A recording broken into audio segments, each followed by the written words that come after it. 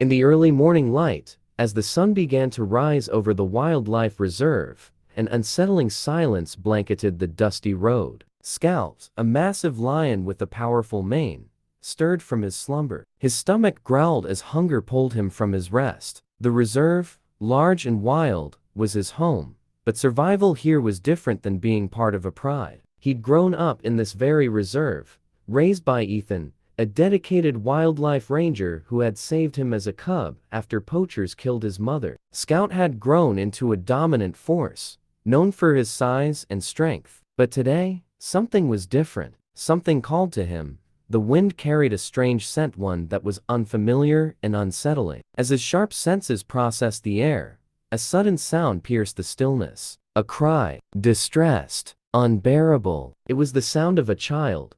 Curiosity and confusion tangled in Scout's instincts as he followed the scent, his huge paws making no sound on the earth. His eyes locked onto the small figure ahead, a boy, sitting alone in the middle of the road, tears streaming down his face. He couldn't have been more than 3 years old, his little body trembling with sobs. His blue jacket, hood pulled over his head, was the only splash of color against the barren dirt road. Scout paused, his instincts torn between the urge to approach, to understand, and the natural caution that told him to keep his distance. The lion circled the boy cautiously, keeping a steady distance, but never breaking eye contact. The boy's cries echoed in the empty space, growing louder with each second. His swollen face, tear-streaked and reddened from his distress, only seemed to fuel Scout's growing tension. The lion stopped, its sharp gaze softening, yet filled with a raw, almost primal anger. Scout roared,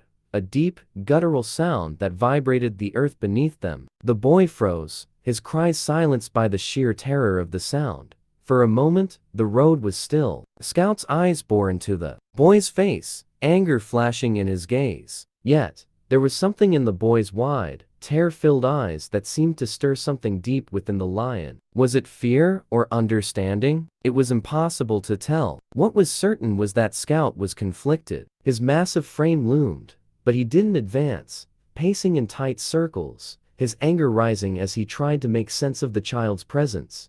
Ethan had raised him since he was a cub, instilling in him the survival skills of a wild lion, but never letting him forget the kindness of his human caretaker. It had been Ethan's hope that Scout would eventually integrate with the other lions at the reserve, learning the ways of the pride. But Scout was solitary by nature, as most male lions were. He had fought fiercely to survive in this vast land, his size and strength making him a dominant force, but there were still dangers. Other males who wanted to challenge him, the ever-present threat of poachers. Yet none of that mattered now. In this moment, Scout was faced with a child in distress, alone in the middle of the road, and he didn't know what to do. The lion's instincts told him to act, but his heart, perhaps something more than instinct, held him back. The boy's sobs pierced the air again, louder this time, and Scout's hackles raised. There was something raw in the way the child cried, a vulnerability that seemed to tug at something deep inside the lion. Slowly, his pacing stopped. He froze, sniffing the air again,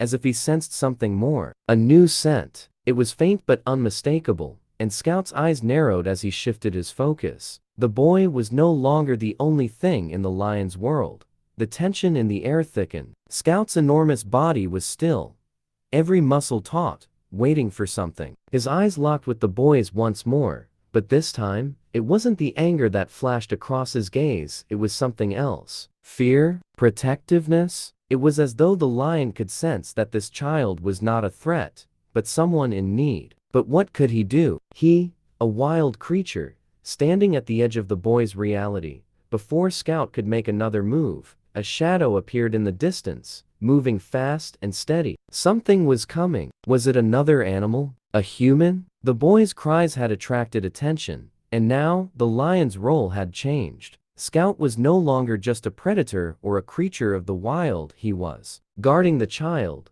protecting him from an unknown threat. As the roar of a truck's engine grew louder, Scout's body tensed. His immense form loomed larger as he stepped closer to the boy, instinctively positioning himself between the child and whatever approached. The tension was unbearable. Would this be a moment of salvation or danger? The lion's muscles coiled as he prepared to face whatever was coming. And then, just as quickly as it had arrived, the new scent faded. The lion's posture shifted, his head tilting slightly, his instincts still alert. But he had already made his decision. He would protect the boy for now. In the wild, survival meant knowing when to fight and when to stand still, uncertain but steadfast.